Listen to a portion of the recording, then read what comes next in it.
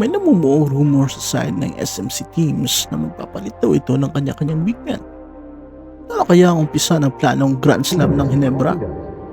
Papalig kaya ang sister teams nito na SMB at Magnolia? Junmar, magiging kabarangay na?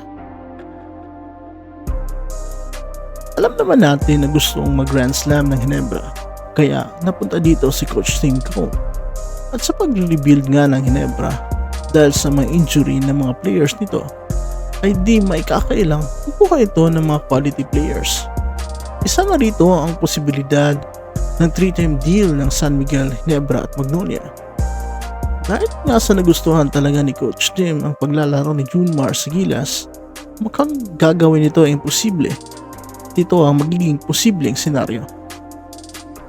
Junmar Fajardo goes to Ginebra, kapalit ni Japet Aguilar, while Japet with Vicente Magnolia kapalit ni James Laput.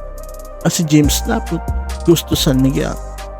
Maaaring may kasama ang mga future draft picks ang maibigay sa trade na ito, at dahil hindi pwede ang trade ng mga sister teams, may involved na naman dito ang mga farm team gaya ng Northport at Terra Firma. Sa senaryo na ito, balik ang tandem ni Junmar at Stan, kung saan nanalo nga sila ng mga championships sa San Miguel nung dun pa naglalaro si Stan Hardinger. Gamay na nga ng dalawa ang bawat isa at maaaring ito na ang susi ng Ginebra para magkaroon ng Grand Slam. Sa side naman ng Magnolia, magkakaroon sila ng veteran big man na mabilis mag-adapt sa sistema at magiging kasanggaan ni Ian Sanggalang sa loob ng court. Kailangan kasi ng Magnolia ngayon ng stable na big man, yung experience para sa kanilang run ngayong darating na conference. At ito nga si Japet ang magiging susi nila para makuha ito. Sa San Miguel naman ay makakma si Laput sa kanila kasi nagre-rebuild din sila ng mga bagong players.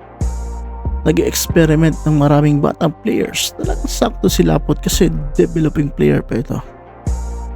Kung mangyayari ito, magkakaroon ng stability ang SMC teams.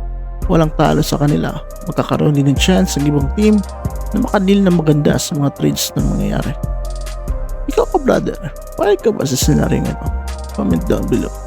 Tandaan natin, rumors pa lang ito, posibilidad lang na mangyari.